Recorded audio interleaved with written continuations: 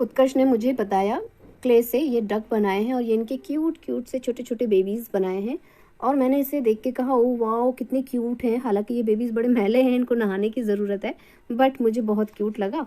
तो मैंने कहा कि यार बेटा बहुत क्यूट लग रहा है, बहुत प्यारा बनाया है आपने। और पॉन्ड में भी पानी का कलर बड़ा शेडेड रखा है और ग्रीन ग्रीन काई और वो भी बनाया। जैसे मैंने ऐसे कह के यहाँ पे इसको पलटा है तो डक की आंखें भी गायब है और एक तरफ के जो है फैदर भी गायब है।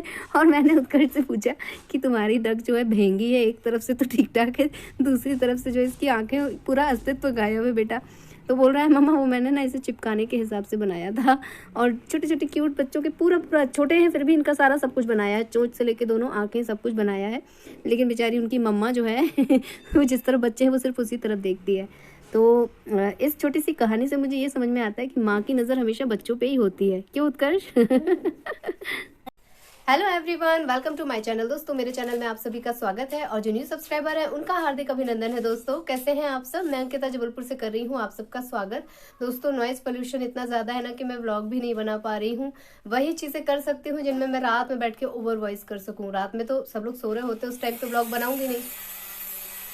सो जब जब ये आवाज़ तेज़ आ रही है मैं पॉज कर ले रही हूँ और अपने ब्लॉग को मैं कंटिन्यू कर रही हूँ। और मन नहीं मानता है बिना ब्लॉग बनाए, क्योंकि बहुत सारी चीज़ें हम लोग कर रहे होते हैं। भले उत्कर्ष के एग्जाम सिर पे हैं लेकिन फिर भी हम लोग कुछ ना कुछ फन कर रहे होते हैं, तो मेरा मन करता है आप सबके साथ शेयर करने का।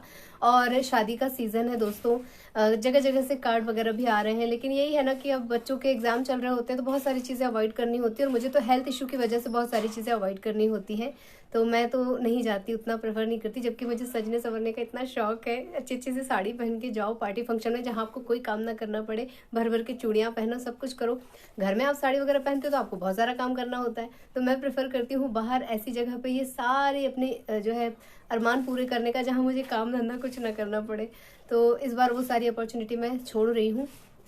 साथ ही मुझे एक चीज़ और आप लोगों से शेयर करनी थी कि मैं हमेशा ये चीज़ें देखती हूँ जब शादी वादी का सीज़न आने वाला होता है तो रिश्ते मेल मिलाप सब चीज़ें शुरू हो जाती हैं। और लड़के वाले हों या लड़की वाले हों, वो लोग इस तरह का रिश्ता खोजते हैं कि अगर उनके बेटे में कुछ चीज़ों के कुछ पॉइंट्स अगर कम है तो कम से कम लड़की में वो चीज़ें होनी चाहिए ताकि दोनों का जीवन अच्छे से यापन हो सके।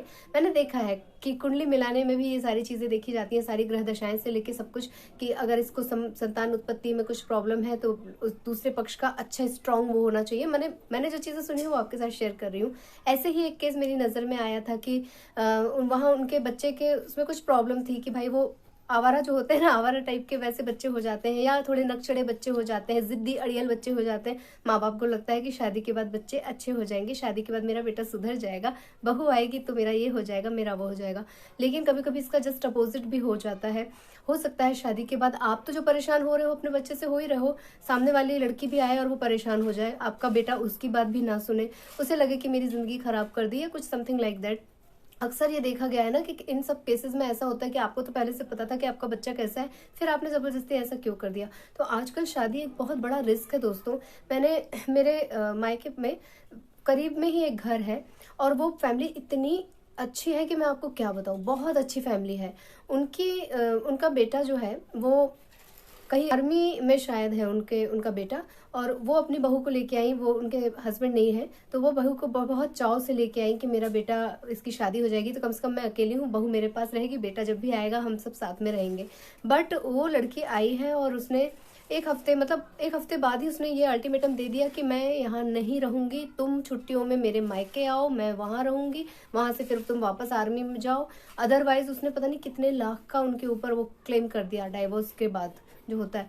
मैं तो सुन के ही घबरा गई कि क्या है भाई, अभी तो तुम्हें हफ्ता भर भी नहीं हुआ और तुमने इतना सारा सब तामझाम कर लिया। यानी कि कभी कभी किसी किसी के ना मन में यहाँ पे पहले से ही भरा होता है कि उनको क्या करना है। और सारी स्थितियां आपके सामने क्लियर है कि आपको घर में एक सास है, पति जॉब पे जाएगा, जब उसे छुट्टी होगी तब वो आया करेगा, आपको अपनी सास के साथ रहना है। ये स्थिति तो पहले से ही क्लियर थी, लेकिन फिर भी उन्होंने शादी की, सब कुछ किया। तो इस ऐसे मामले में लोग जो है शादी करने से भी डरते हैं। उनको लगता है कि बहू आएगी, पता नहीं वो एडजस्ट करेगी कि नहीं करेगी।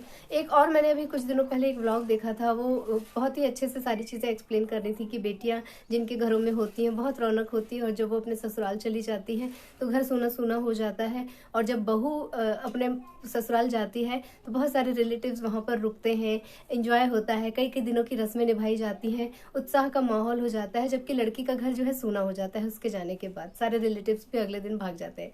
तो मुझे बहुत मज़ा आ रहा था, लेकिन मैं तब भी, मुझे तुरंत वही बातें स्ट्राइक होने लग जाती हैं जब भी मैं ऐसा कुछ केस सुनती हूँ कि उनके साथ ऐसा क्यों हुआ या फलाने के साथ ऐसा क्यों हुआ है। और एक केस तो मैं बहुत ही पर्सनली जानती हूँ कि बेटा, क्या होता है कि बच्चों का दूसरे बाहर क्या संगत है, किसी से आपका प्रेम प्रसंग चल रहा है या क्या चल रहा है, माँ बाप को अगर आप सही समय पर बता दो तब तो ठीक है। माँ बाप ने कहीं रिश्ता कर दिया और उसके बाद आपकी ये सारी चीज़ें सामने एग्जीक्यूट होती हैं, तो माँ बाप को भी शर्मिंदगी होती है, प्लस लड़की वालों को भी खराब लगता है। क्योंकि एक लड़के लड़की का मिलन नहीं होता है, दो घर परिवार, दो समाज मिल रहे होते हैं आपस में। लड़की पक्ष का जो वातावरण है, लड़के पक्ष का जो वातावरण है, वो सारी चीज़ें मिल रही होती। तो बहुत सारी चीज़ें ज़रूरी है कि हम अपने बच्चों को क्या सिखा रहे हैं, बच्चों को कैसी अपब्रिंगिंग दे रहे हैं। बहुत सारी चीज़ें होती हैं जो हम खुद अनजाने में बच्चों से करवा बैठते हैं, और फिर जब वही चीज़ें हमारे सामने आती है तो हमें सदमा लगता है, हमें शौक लगता है। तो इस तरह की चीज़ें मेरे मन में ना चलने लग जाती हैं। और एक केस तो मैं बहुत ही पर्सनली जानती हूँ कि बेटा, क्या होता है कि बच्चों का दूसरे बाहर क्या संगत है, किसी से आपका प्रेम प्रसंग चल रहा है या क्या चल रहा है, माँ बाप को अगर आप सही समय पर बता दो तब तो ठीक है। माँ बाप ने कहीं रिश्ता कर दिया और उसके बाद आपकी ये सारी चीज़ें सामने एग्जीक्यूट होती हैं, तो माँ बाप को भी शर्मिंदगी होती है, प्लस लड़की वालों को भी खराब लगता है। क्योंकि एक लड़के लड़की का मिलन नहीं होता है, दो घर परिवार, दो समाज मिल रहे होते हैं आपस में। लड़की पक्ष का जो वातावरण है, लड़के पक्ष का जो वातावरण है, वो सारी चीज़ें मिल रही होती। तो बहुत सारी चीज़ें ज़रूरी है कि हम अपने बच्चों को क्या सिखा रहे हैं, बच्चों को कैसी अपब्रिंगिंग दे रहे हैं। बहुत सारी चीज़ें होती हैं जो हम खुद अनजाने में बच्चों से करवा बैठते हैं, और फिर जब वही चीज़ें हमारे सामने आती है तो हमें सदमा लगता है, हमें शौक लगता है।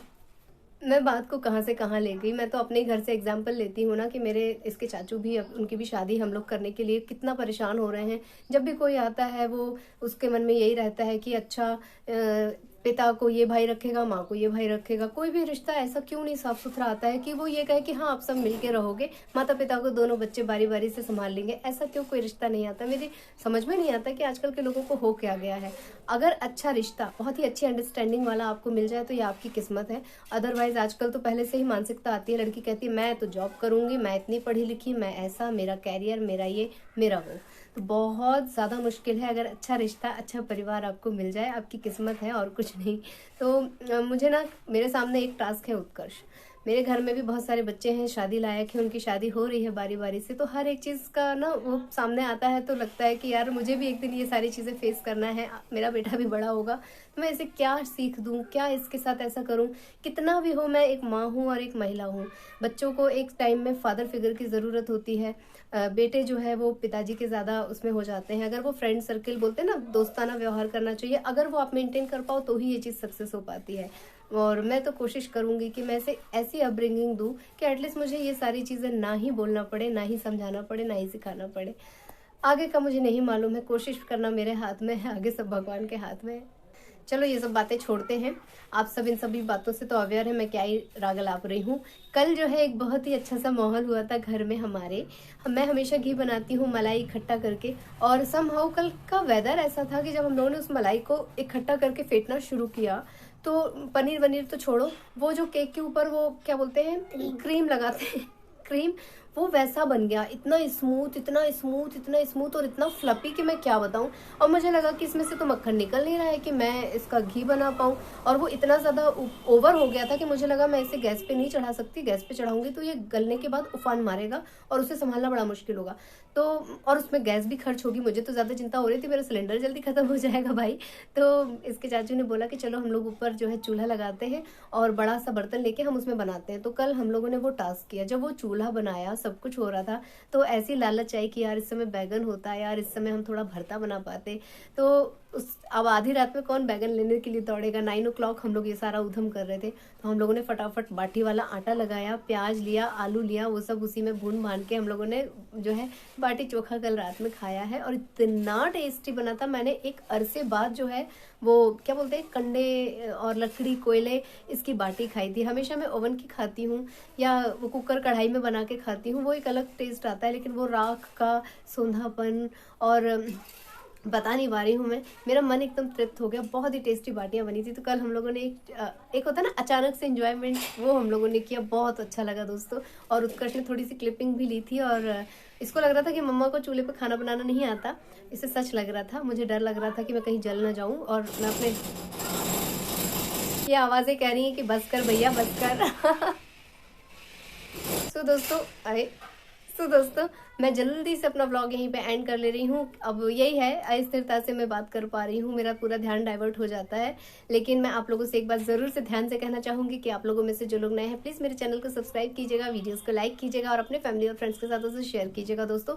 और इसी तरह अपना प्यार और आशीर्वाद बनाए रखिएगा और मुझे अपने कॉमेंट्स के द्वारा मोटिवेट करते रहिएगा। Bye bye and thank you for watching.